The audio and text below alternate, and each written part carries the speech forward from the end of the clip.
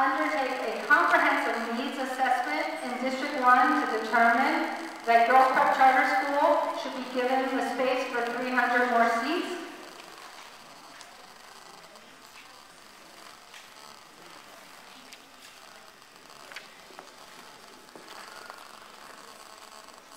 The Office of Portfolio Planning does an annual review of each district in the city to understand the enrollment trends, the building capacities, the utilization of those schools, and in that process determined that there was space in District 1 available, and at the same time we had application from Girls Prep to expand their grades, and reviewing the performance of this school, it seemed a very positive addition to educational choices for children, and there was space available in the district to do so.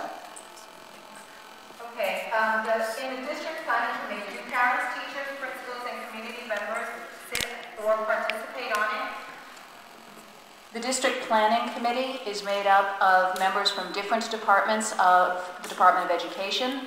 The district family advocate, which is a conduit for parent voice and input, is a participant on the district planning committee, as are the offices of student enrollment, enrollment planning, space planning, Office of Portfolio, Office of Family Engagement, OFIA, which is also a voice for family input, and the district's community district superintendent, Daniela Phillips, who is the voice for the principals teaching and learning.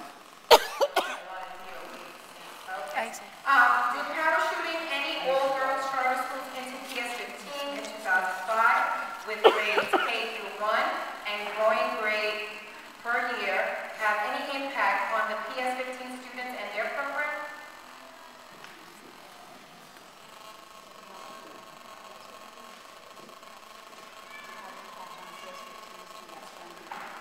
When they were there in 2005. The question is, did it have any impact on PS15?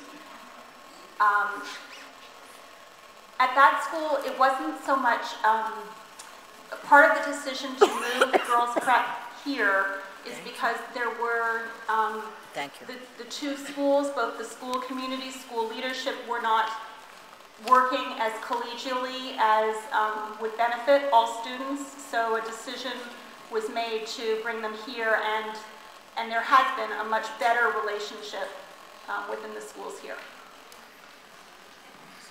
Did moving Girls Prep Charter School into the 188 building 2 years ago, so the school would reach 5th grade, impact PS 188 or PS 94 services such as enrichment or intervention?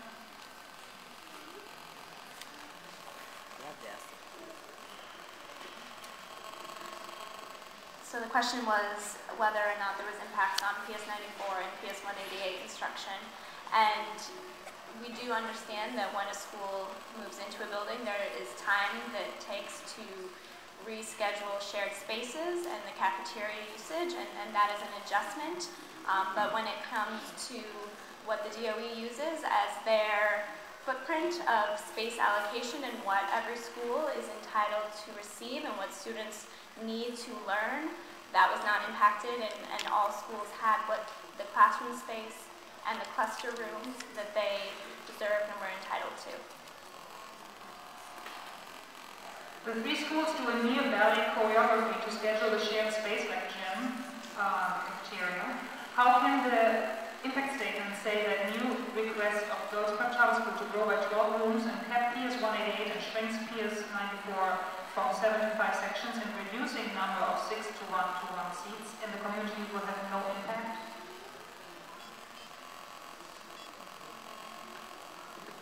So specifically regarding P94, children who will be naturally graduating from the P94 program here will be leaving the building, and we will simply not be replacing those seats in this particular building.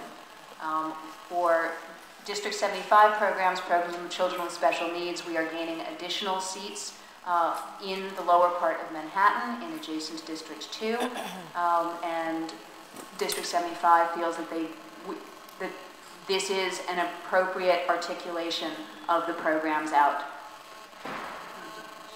Sure, and then in regards to the programming of the gymnasium and the cafeteria, just to note, this building is able to have 1,010 students in the building, and therefore the shared space programming is made for that amount of students.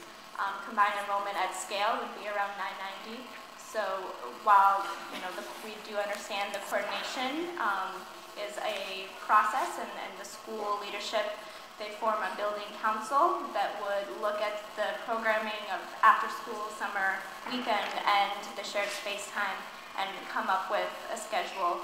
And in addition to that, to make the scheduling even easier, we're looking into the possibility of having divider curtains in the space that we're in. As you can see, there's easy separation that could be possible, and we're looking into that and have submitted a request to the School Construction Authority, and there will be